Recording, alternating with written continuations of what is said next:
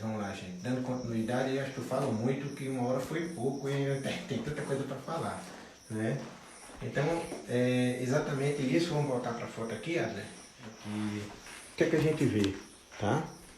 Cães que estão com a cabeça para frente, você olha até aonde vai a pata, tá? Ela vai exatamente aonde está o nariz, certo?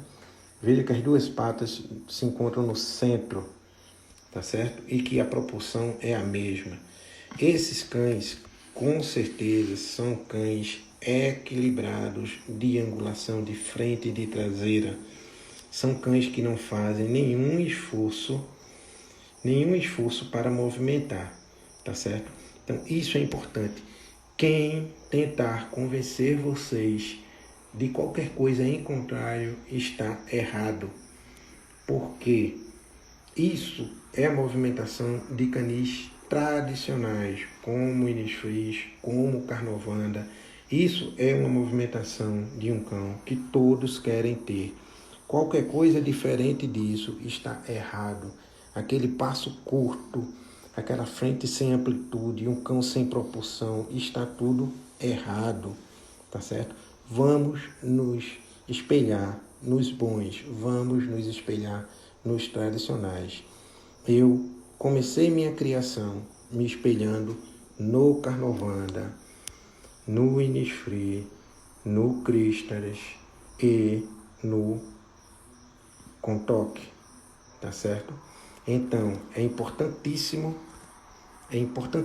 a gente saber que está seguindo a linha de pessoas respeitadas, de pessoas que criaram correto, que tiveram conceitos corretos de genética, que buscaram cães que são prepotentes, que seguiram reproduzindo, que seguiram dando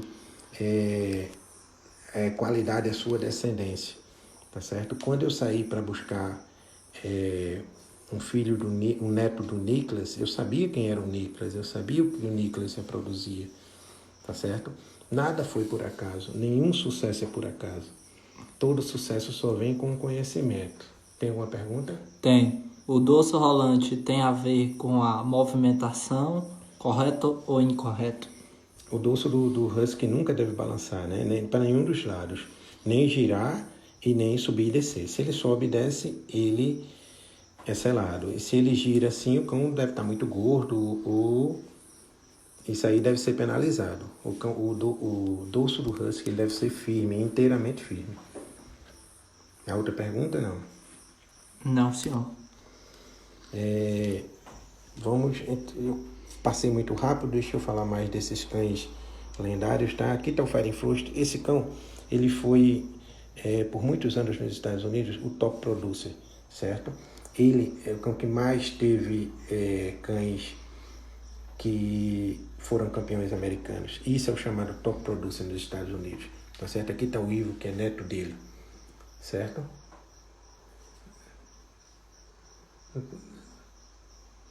Pode falar? Não tô lendo, não. O Jair perguntou se o Nicolas e o negociador são ótimos, são principais reprodutores em sua opinião. Eu busquei cães tradicionais. Eu busquei o Nicholas, a descendência dele, porque eu sabia o que era. O Fahrenfrost, que é um dos cães mais tradicionais que tem. Né? Aqui você tem a Miss Fire, que é neta do Fahrenfrost, né? Aqui em cima está o Fahrenfrost, tá?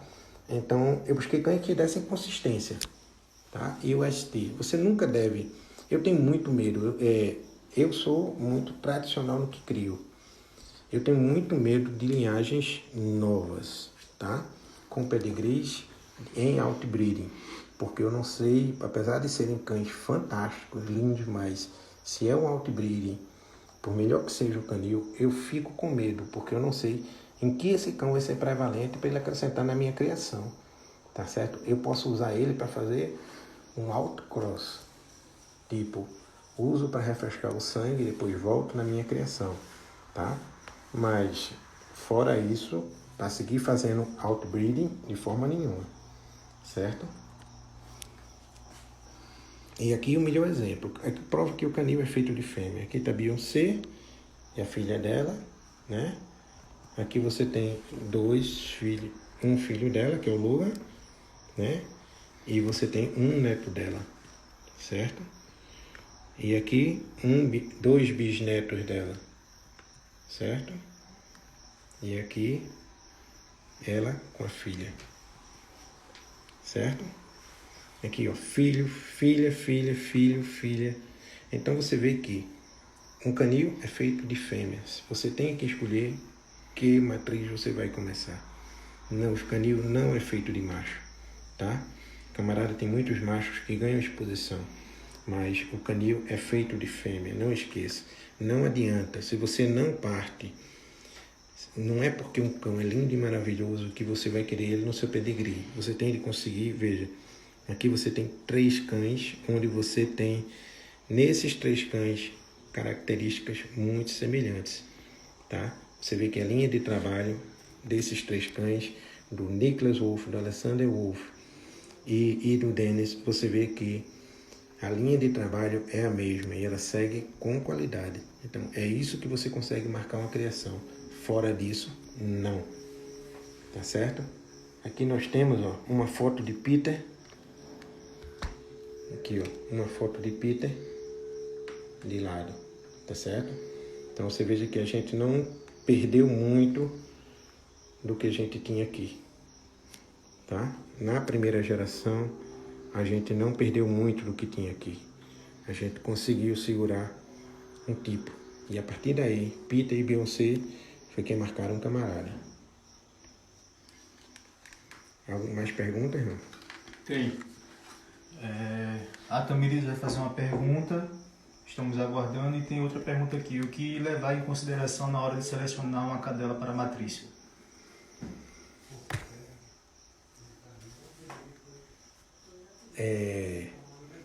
A fêmea você tem que levar em consideração várias coisas, além do pedigree, né? Você tem de saber, em geral a fêmea de husky, ela é sempre boa mãe, mas você tem de saber quantos filhotes a mãe dela deu, tá certo? Você tem de saber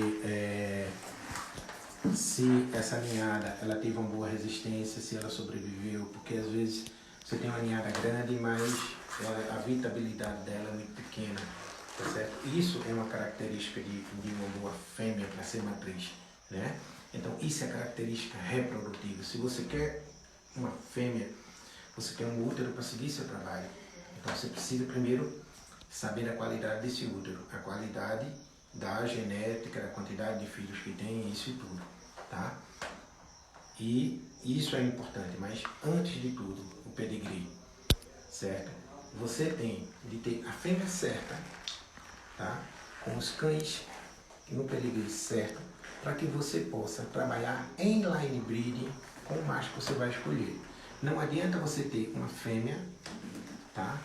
Que o pedigree, ela é boa matriz, tudo, mas o pedigree não tem nada a ver com o macho que você quer usar com ela.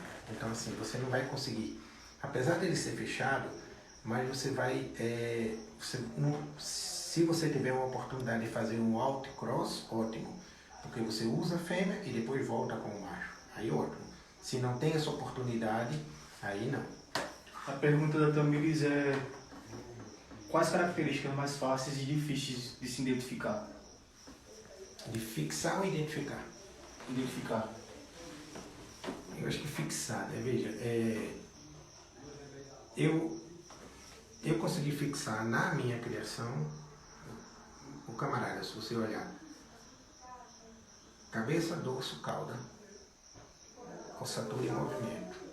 Então foram coisas básicas que você tem de partir por aí. Quais são os mais difíceis para se retirar? Qual o quê? As características mais difíceis de se retirar. Os defeitos mais difíceis podemos dizer. Frente sempre. Frente às angulações, né? As angulações. Eu fui para uma exposição uma vez que me chamou muita atenção. Foi um juiz argentino, o Werner Dagenhard. Eu ganhei Best in Show dessa exposição com uma cadela que era Tungax Kazalinski.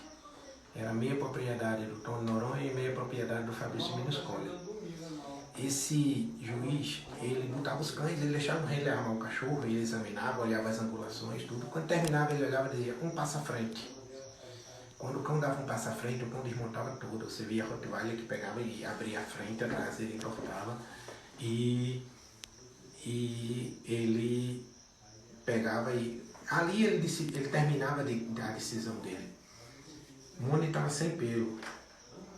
Quando, na hora da foto do Best Show, ele chegou para mim e fez pelo, o tamanho do pelo da sua cadela, eu estou vendo, eu sei qual é, eu sei que ela tem um pelo médio. Pelo nasce. Problema de estrutura não tem jeito. Ela não tem problema de estrutura. Certo? Então, assim, é importantíssimo, muito, muito lindo você ver um campo foto armado. Veja ao vivo, deixa ele dar um passo, deixa ele à vontade. Aí você sabe quem é o cão. Ele é armadinho, bonitinho ali, é tranquilo. Porque o trabalho do handler é esse, né? Mas a gente que vai reproduzir o cachorro, a gente não pode se deixar iludir por isso. Tem outra pergunta aqui que...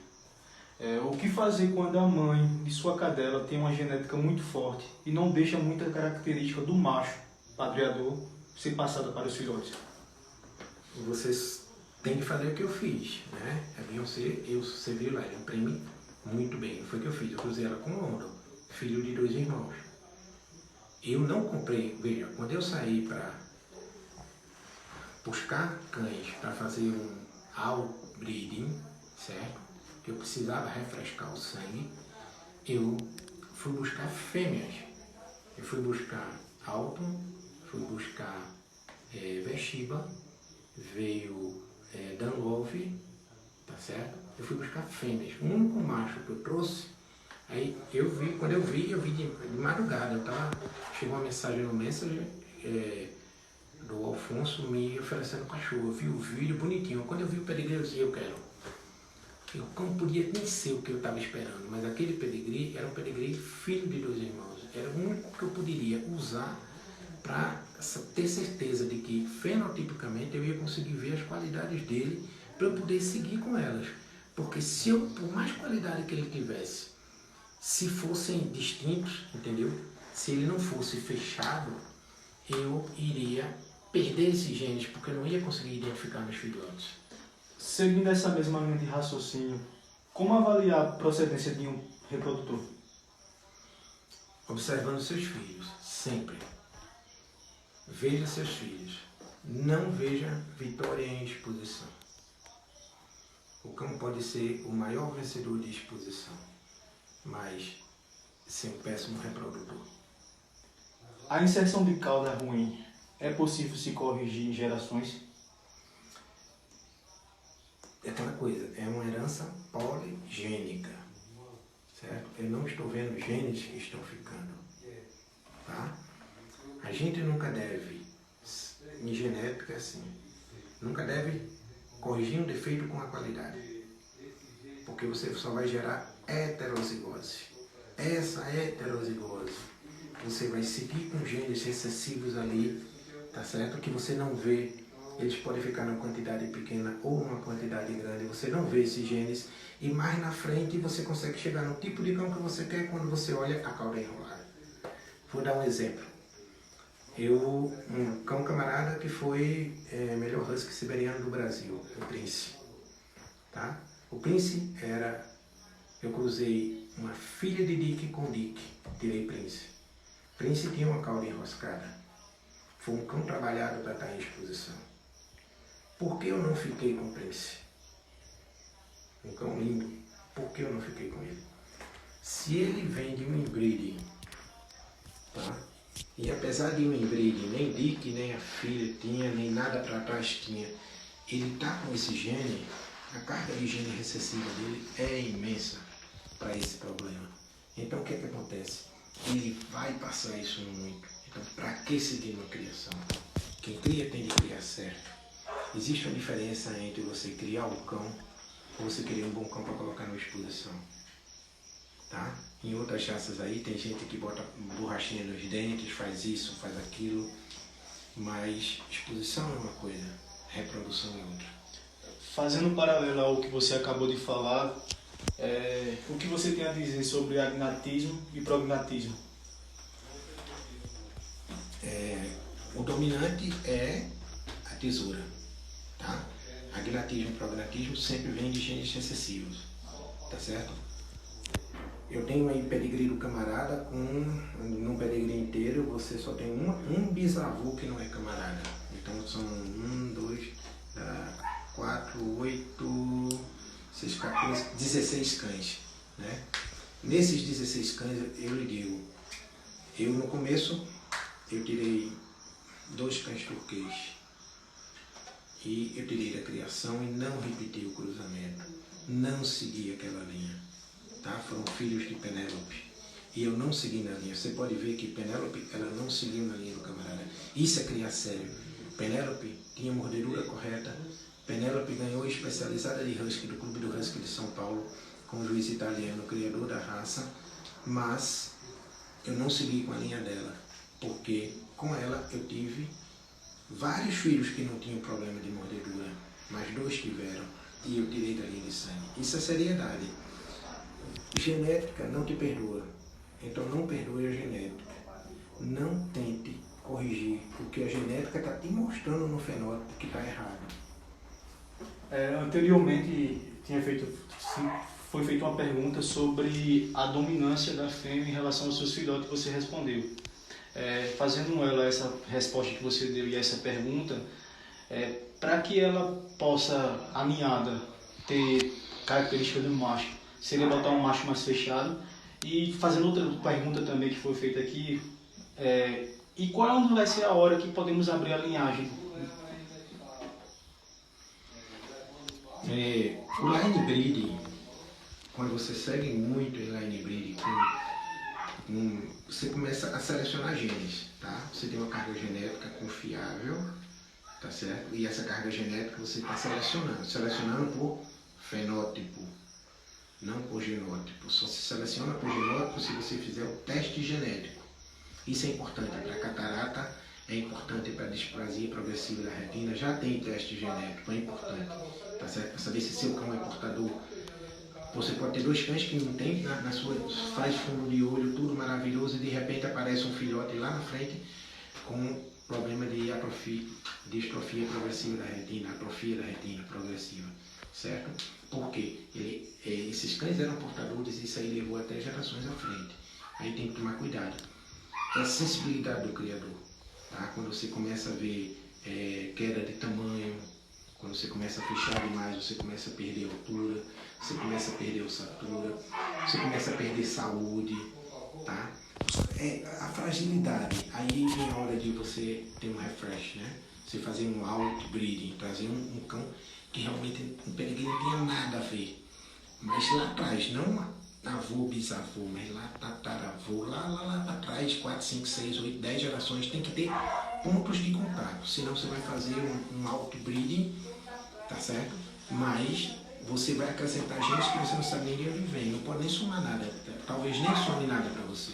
Tem outra pergunta bacana aqui, assim, mais voltada para quem está começando a criação, que é da nossa amiga Valquíria, que está começando sua criação. Ela pergunta com qual idade o macho pode cruzar. Nunca antes de 1 ano e meio, né? Você tem que esperar todo o desenvolvimento do cão, tá certo? Para poder o animal ele ter o seu crescimento inteiramente desenvolvido, né? Tem que esperar o animal amadurecer, na verdade. Se o cruzamento precoce você prejudica demais o cão, em todos os sentidos. Agora tem uma pergunta aqui bem interessante de um amigo criador. Ele está perguntando onde é que você comprou essa camisa. Essa camisa foi presente de uma amiga criadora também, que mora no meu coração. Aí eu usei como era de husky. Agora eu queria fazer uma pergunta.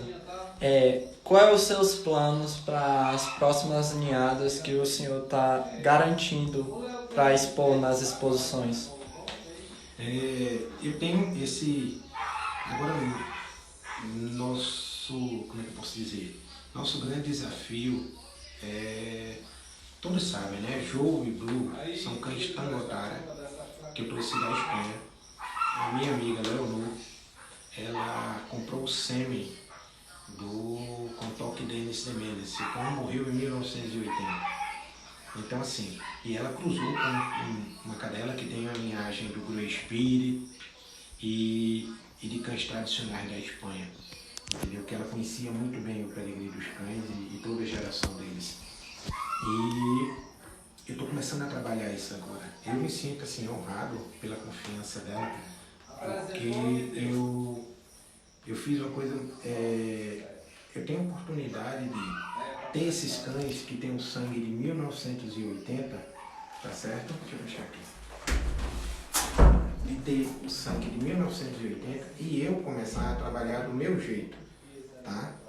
Então eu vou poder trabalhar um filho do Dennis de Menes, uma filha do Dennis de Menes do meu jeito, tá certo? Sem pegar netos, bisnetos, tataranetos, com trabalho feito com outras pessoas, com trabalho feito de que eu não sei o que é que essa pessoa pensava, entendeu? Então, eu tenho a oportunidade de ter esse sangue e começar a trabalhar do meu jeito, fazer o mesmo tipo de trabalho, conseguir identificar, ainda está muito cedo, né? Até porque quando a gente pega esses cães, filhos de cães que já morreram, né? O que é que acontece? E cães muito antigos. Eu vou começar a tirar cães antigos. Eu não vou ter um novo de imediato. Eu vou trabalhar para chegar num tipo mais moderno de husky, tá? Mas para a época eram cães fantásticos, né? Eram cães fantásticos que ganharam muito. Então isso deve ser respeitado, porque é um trabalho muito antigo. E a oportunidade de pegar esses cães e seguir trabalhando vai dar uma nova cara pro camarada, entendeu? Vai dar uma cara de sucesso. O sucesso que todo mundo sempre falou, né? Aqui no Brasil, eu vou fazer uma brincadeira. O nego diz que para ser perfeito tem de cruzar um camarada com um Tunget. Né? Mas assim, eu estou tendo a oportunidade de ter uma linha carnovanda e um cão filho de um contoque, que todo mundo fala que o grande sucesso nos Estados Unidos existiu, realmente era filho de contoque com carnovanda. E eu tenho uma linha de sangue de carnovanda muito firme, estou começando a trabalhar com contoque para ver realmente que nova cara nós podemos dar. Tem uma pergunta aqui, Marcos, que essa pergunta eu vejo muito quando eu estou interagindo com o pessoal no Instagram e no Facebook, que como é possível identificar uma ninhada, um cachorro promissor logo nos primeiros meses, sabe? E isso eu falo que é muito de experiência, de convívio, sabe? Você pode estar falando disso bem melhor. É o seguinte, tem uma vez que eu tive 18 filhotes, foram cruzamentos programados, onde eu fui fazendo a seleção. Dos 18, eu terminei com 3 cães. Porque o primeiro corte eu fiz aos 4 meses, segundo corte aos 6 meses, terceiro corte com 1 ano e pouco. Por quê? Primeiro você identifica todas as características, né? Angulação, ossatura, mordedura, os dentes, tudo. Quando você faz um corte mais na frente, aí você vai identificar o tamanho que o cão ficou, como está se desenvolvendo o seu temperamento. Você está entendendo se as características que ele está apresentando realmente são importantes para você naquele momento, entendeu? E o corte mais à frente é aquele corte final, onde você vai ter um cão completamente desenvolvido, de tamanho, de musculatura, você consegue ver se aquele cão consegue preencher os requisitos, tá? Porque nós não vamos esquecer que tudo isso é herança poligênica, como é uma herança que vem de muitos genes, tá certo? Se você perdoar tudo, até um cão que não tenha uma musculatura que seja forte, é um cão que demonstre que o husky ele tem que ser forte e leve, é uma sacanagem com o criador, entendeu? Porque ele tem que demonstrar força, né? Para você olhar e dizer, esse cão tem condição de puxar um trenó, e ele tem que ser leve quando corre, né? Então, todas essas características, às vezes, só aparecem bem na frente. Mais perguntas, né? Verificando aqui, tem sim. A Priscila está mandando mais uma pergunta. Quando o filhote nasce com prognatismo ou agnatismo, vem de apenas um dos pais ou sempre vem dos 2 pais? Isso é herança recessiva, é a união dos dois, né? É a união dos dois. Eu tive um caso de agnatismo de Zulu com alto, tá? Tem dos dois cães. Foi o único caso que eu tive e depois disso mais absolutamente nada. Nenhum filho de Zulu teve, ninguém teve. Realmente é inexplicável. Isso mostra que o cão é heterozigoto, tanto o macho como a fêmea. E o certo é você não seguir com esse tipo de união, né? Com o grau de parentesco desse cruzamento você evita. Você pode até cruzei alto com outros cães, não tive nenhum problema, cruzei Zulu com outras cadelas, não tive nenhum problema. Então isso só prova a heterozigose. Você tem que identificar, ninguém é livre de problema. Zulu, cão excelente, ela uma cadela excelente e aconteceu. Ninguém é livre de problema. Isso mostra a heterozigose. Só não fala quem não tem problema. O Jairo está perguntando, cães de outros criadores. Quem o senhor gosta atualmente? Eu me pego falar, entendeu? Porque assim, tem criador, o Brasil hoje tem, assim, criadores mais antigos que estão em exposição, né? Geórgia, eu, Mônica, Márcia, entendeu? Tem muita gente antiga e tem um pessoal muito novo também, né? Com novas ideias, com novos sonhos. O pessoal começando bem, porque estão buscando, eu vejo grupos que o pessoal está se juntando, orientando, está comprando cães de boa procedência. Você vê que há muito respeito, muito interesse. Daqui a 5 anos, né, foi uma pergunta até da Tamires que ela tem mandado para mim pelo Messenger, acho que a criação do Husky vai ter um grande boom, né, porque há interesse nessas lives, há interesse em saber com pessoas que já, realmente já estão reproduzindo há mais tempo, né, para ver o que é que consegue melhorar, né? Isso é muito importante. Na minha época não tinha, era por carta, entendeu?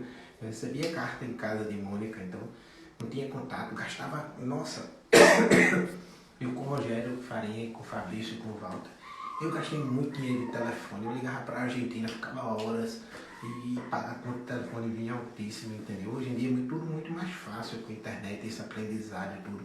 A criação no Brasil vai evoluir muito rápido mesmo. Depois que você conseguiu imprimir a sua característica em sua criação, nos últimos anos, qual foi o melhor cachorro na sua opinião, o melhor camarada? Foi o Peter ou teve algum outro? Olha, o Peter foi um marco, né? O Peter foi um marco para mim porque foi um cão. O Brasil vinha de uma época onde se tinham cães. O Husky era um cão bibelô, né? Eram cães menores, mais pelo, eram cães mais delicados, assim, tinha ossatura, né? Era aquela coisa muito leve e tudo. E o Peter era um carnovanda, né? E carnovanda com crísteres. Então, assim, era aquele cão grande, aquele cão forte com osso. Eu sabia o potencial dele, entendeu? Com uma movimentação muito explosiva. E foi difícil colocar em pista e emplacar, porque muita gente não aceitava. Mas, ao mesmo tempo, eu tive muita sorte, porque eu chutei os juízes com o oposto.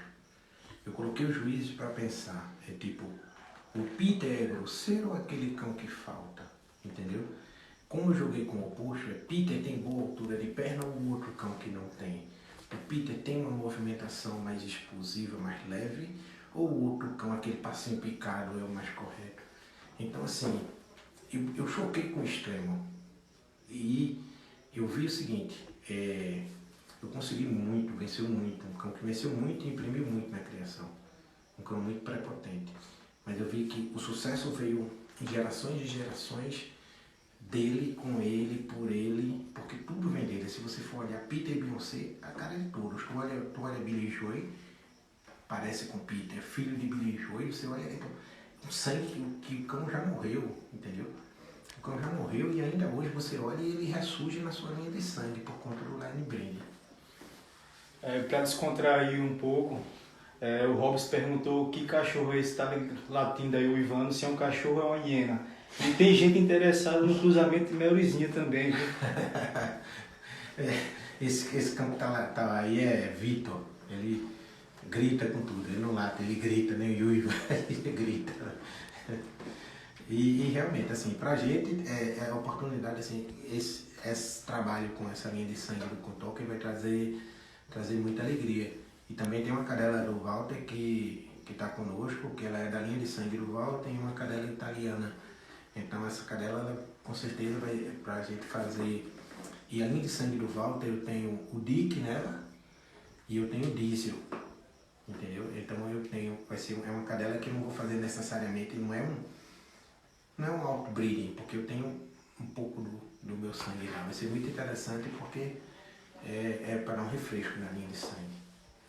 E ela tem a característica muito parecida com as fêmeas do camarada. Muito mesmo. Isso vai dar muita alegria ainda. Mais perguntas, não? No momento não, sem perguntas, só estamos rindo um pouco aqui com os comentários que foram feitos a respeito de Vitinho, Mary. Lu falou que, na opinião dela, Peter foi o melhor cachorro que o camarada já teve, em todos os aspectos. Em termos de vitória, como é, meu Deus? Tem de ver, né? De Brasil, Bia, né? Bia é incomparável. Uma cadela que ela olha pro juiz, ela pede para o juiz dar, né? É impossível o juiz não dar. O cara fica até envergonhado de tanto que ela pede, né?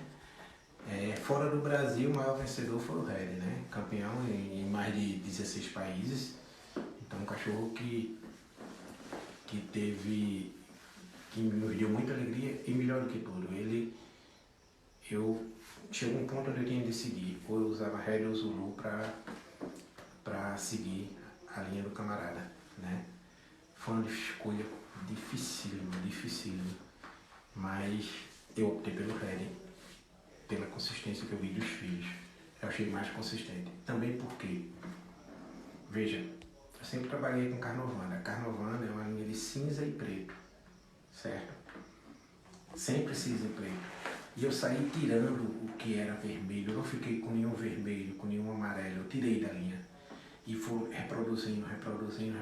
Quando saiu um vermelho, que é o recessivo, eu fiquei por isso. Eu digo, pronto, ele é recessivo. Ele tem essa carga genética de recessividade quanto à cor. Mas ele pode ter uma dominância imensa. Então, se eu conseguir selecionar esse ponto, conseguiu aparecer um cão vermelho depois de tantas gerações de preto e cinza, certo? Esse cão, ele tem uma carga genética filtrada muito grande. É por isso que eu segurei o Red e segui com a linha de sangue de Red. E não segui com a linha de sangue de Zulu, que era preto. E até um cão que era Splash, né? Que não é uma mancha branca, tudo, mas assim, eu nunca fui ligado à genética de cor. Eu não reproduzo nem por cor de olhos, nem por cor de pelo. Sai o que tiver de sair. Eu reproduzo por estrutura e pelas características que eu vejo que são prepotentes dos cães. Você falou aí do Splash e tem uma pergunta aqui que justamente faz com que a gente faça referência à maior criadora do Brasil, que é a Mônica, né? Não trabalha com cor, o foco do camarada, e sim com padrão, o aperfeiçoamento da raça como um todo. Mas qual a probabilidade de nascer um Husky branco aqui em sua criação? Ai, quem me dera. Se me der, ninguém não sai para ninguém. Saiu eu digo. Tem uma pergunta outra interessante também que se você fosse começar a sua criação hoje do zero, quais canis você teria como referência? Os mesmos. Porque assim, eu sou tradicional, eu acompanhei revistas, eu acompanhei propagandas, eu respeito quem cria muito tempo. Porque quem cria pouco tempo, eu não consigo ter experiência ainda suficiente como criadores muito antigos. Apesar de eu já ter no pedigree inúmeros camaradas, eu ainda me acho um adolescente no ramo, na verdade. Não uma criança, mas um adolescente. Porque eu respeito muito a tradição do Carnovana, eu respeito muito a tradição de Ministry, certo? Sempre as portas estarão abertas para o Carnovana, Ministry, no Kuntoki, tá? Canis tradicionais de amigos, como o Gruanha Gans, como o Tangotara, como o Equipaia, porque eu sei da seriedade das pessoas, tá? São pessoas que, como eu, se sai um cão que é turquês, vai tirar a linha de sangue. Se sai um cão com um rabo assim, vai tirar a linha de sangue. Não são pessoas que vão operar rabo para colocar em pista, botar aparelho para ajeitar dente para colocar em pista e depois outras pessoas comprarem cruzamento e ficar calado. Então, eu gosto da seriedade das pessoas. Lidar com genética é seriedade. A genética não te perdoa. Você pode mudar o fenótipo, mas o genótipo vai estar ali. Então, como a genética não te perdoa, aí eu te digo, não perdoe a genética. Se um cão tem um defeito que é difícil de corrigir, tire ele de sua linha de sangue. Por quê? Você só vai diluir genes e você não vai ter um trabalho consistente, você não vai ter sucesso. A Priscila acabou de perguntar e mencionou aqui que você, ao longo dessa live, fez referência a cães fortes, cães fracos, mas com quanto tempo a gente pode ter a certeza que um cão está, digamos assim, encorpado, que um cão não vai mudar, ele chegou no seu platô de tipicidade? É sempre uma evolução. Existem linhas mais tardias. O Inis-Frise é tardio. Tá? O Inis-Frise você só vai conseguir definir, você só vai conseguir saber se ele é um cão que ele vai ter o que você espera de força, né, de aparência de força, com 4, 5 anos. Isso aí não menos. Cristas, a mesma coisa. A Carnovana são mais precoces. Tá? O Carnovana, quando fica velho, ele pode parecer forte demais, mas assim, todo velho engorda, né? Então não vamos querer que o cachorro né, tenha mesmo aquele físico e aquela vitalidade, tá? Não, é um cão sênior que vai ser mais forte, mais gordo, mais tudo, porque é Carnovana, entendeu? Agora são cães mais precoces. Eu venci muito Best Show jovem com a linhagem de Red Zulu. Muito. Tá? Agora, quando eu coloquei London, eu já tive mais dificuldade, porque eu misturei com Innisfree, tá certo? Agora com os Contoque, como o Contoque era muito bem pro Carnovana, eu comecei a ganhar de novo muito com os jovens, entendeu? Mas aí depende muito da linha de sangue. O Contoque é tardio, o Contoque é muito tardio. Eu não estava acostumado com isso. Eu tô vendo agora, sim, porque os cães agora que estão, a primeira linhada que eu tive, que foi a de Francis, de Mike, de Speed, de Love, agora que eles estão começando a perder a cara de filhote. E os cães estão com 1 ano e meio, mais de 1 ano e meio para 2 anos. Então assim, é tardio, tá? É o Verconhas que faz um adendo que, lembrando que o branco é preto puro. E em seguida também lhes pergunta se trabalhar com um cão tardio e um precoce, como poderia ficar essa ninhada?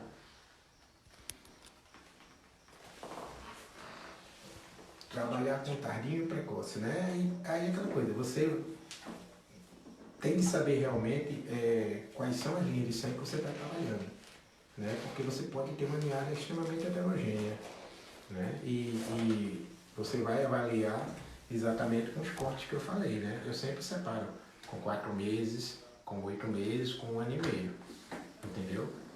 Nunca os cães, todas as ninhadas, nunca os filhotes todos permanecem, né? Por mais que eu queira. Gente, criar é caro, criar dá trabalho. Criem para vocês, não criem para os outros. Críticas de monte aparecem, mas nunca desistam, porque o sonho é de cada um. O legal é a gente ter no quintal da gente o que a gente quer, o tipo que a gente quer, que a gente cria pra gente para estar feliz com a gente, entendeu? Não crie para os outros, tem de criar pra gente. Eu coloco em pista porque muita gente pensa, é vaidade, é isso, é aquilo. Se eu trabalho com genética, como eu vou saber o caminho do meu trabalho se eu não coloco ele à prova? Tá? Eu coloco a prova na Argentina, foi para a Colômbia, foi para a Europa. Red foi segundo em grupo na Europa. Ismael grande campeão americano, grande campeão argentino. Colômbia campeã americana. Lugan campeão uruguaio, campeão argentino. Então assim, a gente, Zulu, grande campeão argentino, ganhou especializada na Argentina, entendeu? Criar é botar à prova, porque você tem o seu sonho, mas é preciso você colocar para pessoas que são avalizadas, pessoas que têm experiências, que rodam o mundo, que veem husky e tudo que é lugar que você não tem oportunidade de pegar, essas pessoas têm. E quando essas pessoas te valorizam, é muito legal, porque prova que teu trabalho está certo. Isso é que é legal de expor. O Fábio perguntou se o canil Siuk te faz falta. Ai, muita. Vou dizer por quê. Eu fui um dos grandes sonhos que eu realizei. Porque assim, eu descobri por acaso. Vladir era meu handler e eu tinha uma cadela chamada Maia. E Maia era filha de um camarada com uma Punget. Maia a gente levou para Mundial na Argentina. Maia foi reserva de mestre jovem na Mundial. E Maia, depois disso, aí Vladir ficou me incentivando. Marcos, vê esse canil aqui legal na Espanha, ele só tem cão. Aí quando eu olhei, poxa, o cara tinha o Icitinho em casa, o cara tinha o Alexander em casa, o cara tinha os cães, ele tinha os cães que eu via na revista, ele tinha vários Canovanas, vários Cristos. Eu fiquei assim, boquiaberto, a Miss Fire, tudo em casa. Eu digo, meu Deus. Aí quando eu fui buscar o Dick e a Vanessa, que eu cheguei lá, pra mim foi um sonho, porque eu cheguei assim no canil que tinha 70 cães. E eu saí olhando assim e dizia, isso é Carnovanda, esse é Innisfree, isso aqui é Contoque, isso aqui... Então assim, ele até ficou, ele disse, como é que você sabe isso? Porque você anda vendo meu canil aonde? Como é que você sabe disso? Eu digo, não, eu acompanhava esses cães na revista, entendeu? Então assim, eu sinto falta porque ali você tinha um celeiro de gente. Você tinha tudo, entendeu? Joaquim tinha todos os genes da Espanha e do mundo. E eu fui lá e tive a bênção de poder trazer o que eu quis. Não o que agradava os outros, mas o que era o meu sonho de reproduzir. Lu Neves acabou de fazer uma pergunta e é a seguinte: o que leva um elemento a crer que o husky só é puro se tiver olhos azuis? E essa pergunta dela é interessante, que faz com que você lembre aquele seu texto, aquele seu artigo que você fez da cegueira do... É o mito dos olhos azuis. Isso, né? exato. Esse artigo que eu escrevi faz muito tempo, isso aí foi... Meu Deus, para não dizer que eu tô velho, mas assim, 80 e pouco, perto de 90. E assim, o olho azul não é problema pro husky, tá? O malamute nunca pode ter olho azul. Então, se você reproduz olhos castanhos, olhos castanhos, olhos castanhos, e de repente aparece um olho azul, isso prova que seu cão, ele vem de uma linhagem boa, tá certo? Eu não me incomodo com os olhos azuis. O olho azul que me incomoda, eu vejo quem são os pais, tá? Porque muito tempo no Brasil, naquela época, se reproduzia os cães por conta apenas da cor dos olhos. Às vezes o pelo, mas era mais pela cor dos olhos. Porque era o cão do olho azul. Se vendia porque era o cão do olho azul. Então pessoas, para ganhar dinheiro, tinham uma fêmea, reproduzia, não olhava mordedura, não olhava jarrete, não olhava dorso, não olhava nada de padrão. Então você tinha as maiores aberrações de cães huskies puros, tá certo? Mas que faziam inbreeding de cães com um fenótipo horrível. Saía cada coisa mais horrível ainda, entendeu? O problema não é olhos azuis. O problema é exatamente quem são os pais. Eu fui buscar agora os dois filhos do Contoque. Um tem o olho particolor e o outro azul. A outra tem os dois olhos azuis. Poxa, que bom. Um filho de um Contoque com olhos azuis. Nada melhor para mim. Entendeu? O olho é um detalhe. Quando comecei a reproduzir Dick, Vanessa, aquela galera toda, quando vim tirar faz 3 anos que eu tirei o Mandrake, que tinha um olho azul e um olho castanho. Depois disso, mais nada. Então assim, veio sair depois com os Contoques. Mas aquela linha de sangue que eu estava reproduzindo, depois de tanto tempo selecionando o gene, apareceu um olho azul. Aí eu fiquei feliz, porque com toda a seleção apareceu um gene que é muito típico da raça. Tem uma pergunta aqui que passei aqui, não vi exatamente quem fez, mas foi feita 2 vezes essa pergunta. Cruzamentos fechados implica na longevidade do cachorro? A longevidade do cão, o que implica é a maneira como ele é conduzido durante toda a sua vida. Se ele é exposto a virose, se é exposto a erlíquia, carrapato, A longevidade é muito ligada ao abandono, entendeu? Cães saudáveis, tipo hoje linhagens, tá? O inbreeding, eu digo, é muito difícil de se fazer. E eu vou repetir, eu não me sinto seguro em fazer inbreeding com todos os cães daqui. Então, inbreeding é para poucos. Não façam inbreeding. O line breeding, você consegue ter um sucesso com segura excelente carga genética, sem trazer muitos problemas para a sua criação. Problema sempre vai ter. Só que os criadores não falam. Como eles não falam, aí as pessoas seguem reproduzindo e segurando esses genes. As pessoas deviam perder o orgulho e falar mais sobre seus problemas e não sobre suas virtudes. Todo mundo quer ser maravilhoso. Ninguém é, nem eu. Ninguém é. Eu tenho problemas na minha criação. Quem diz que não tem é um mentiroso. Antes dessa pergunta, só uma observação. Tá rolando aqui um leilão. Estão vendo aqui quanto vale Cindy, sabe? E Robson já pegou um A aqui, sabe? Estão querendo leiloar Cindy, ou leiloar, roubar, não sei. Todo mundo perguntou sobre genética, ninhada e tudo, mas tem uma pergunta bem interessante, assim, bem particular, subjetiva, podemos dizer. A origem do nome do canil. Por que camarada? Camarada é como os russos se tratavam, né? Mas assim, na verdade não foi não. Não foi por isso não. A minha primeira cadela, o nome dela é Greta Rocael Canyon. O pai dela era camarada Vazarov. Entendeu? E assim, minha primeira cadela, óbvio, ela era de olhos azuis, cinza. Eu comprei no jornal, tá certo? E eu paguei em dólar, na época pagava em dólar. Não tinha, comprar husky era em dólar, porque tinha os olhos azuis. Eu paguei $300.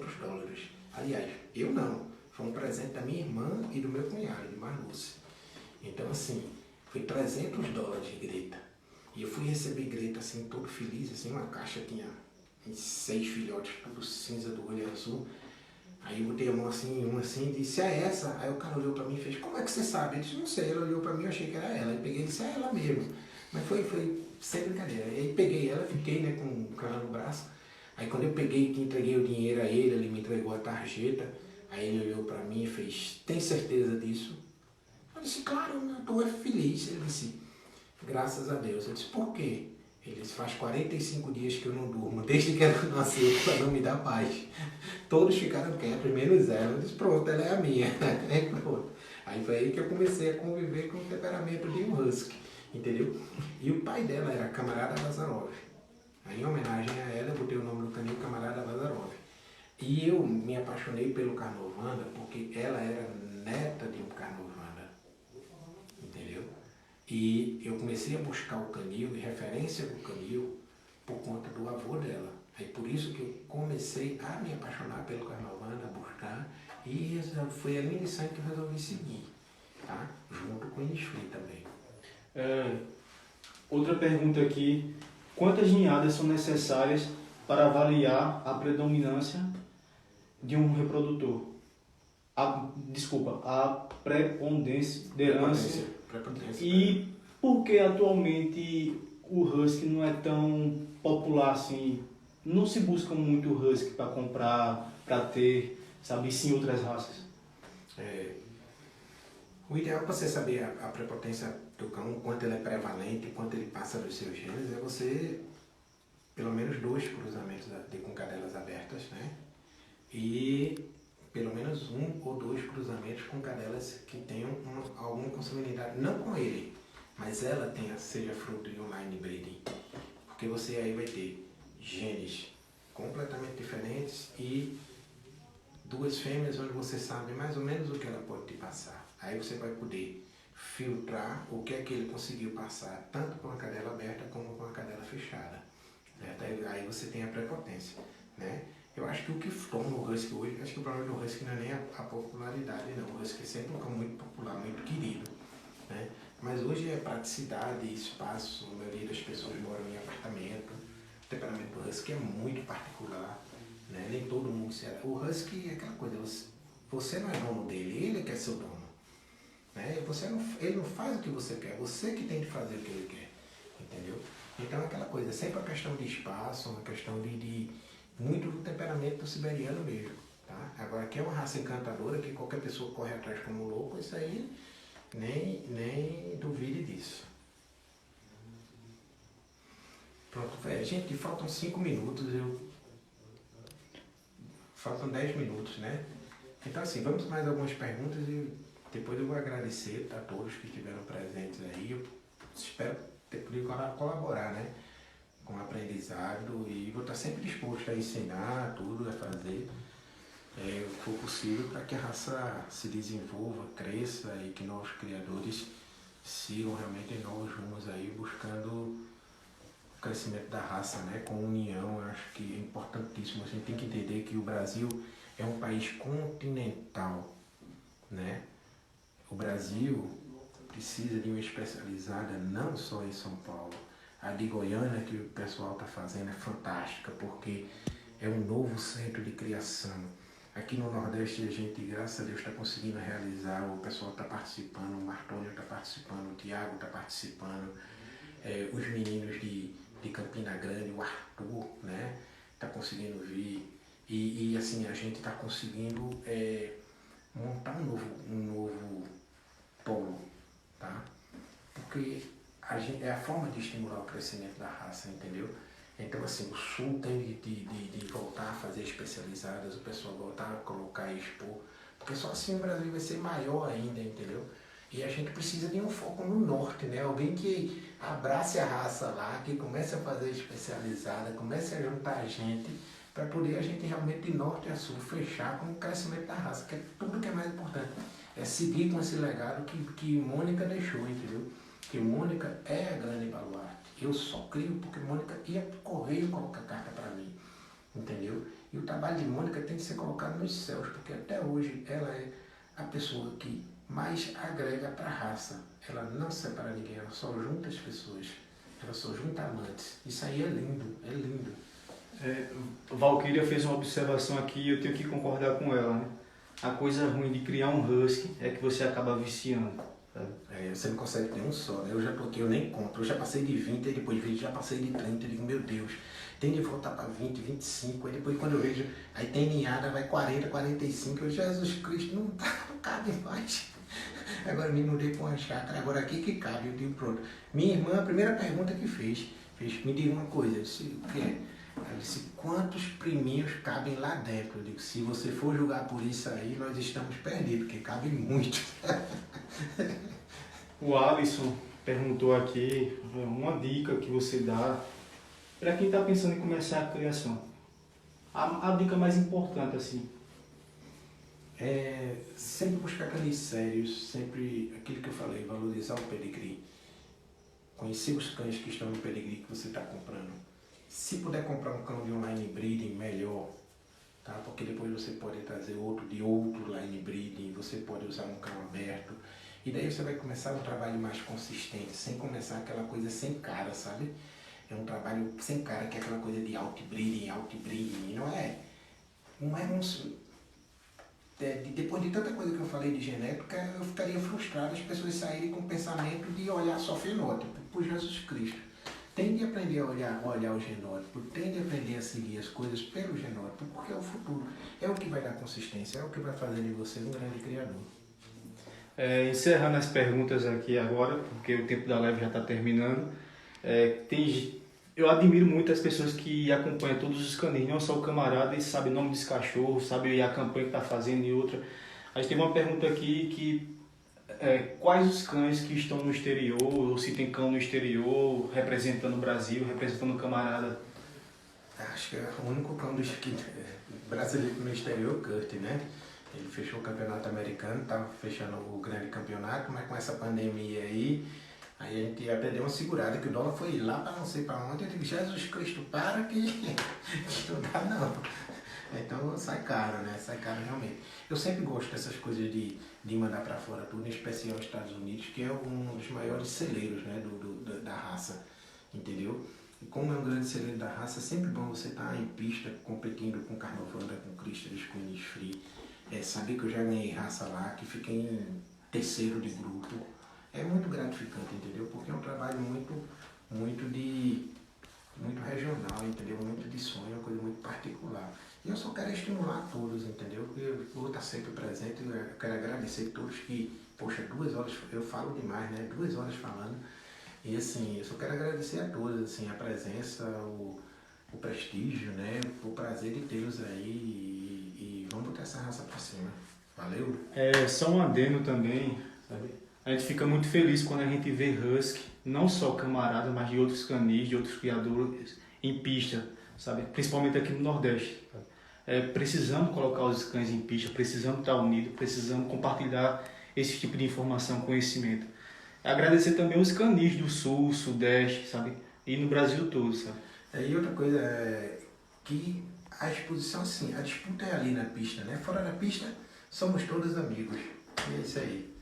Vamos lutar para a raça crescer de norte a sul. E vamos tentar arranjar alguém que siga com a raça lá no norte para poder fazer especializada e aumentar o grupo. Valeu, obrigado a todos. Cheiro. Fiquem com Jesus.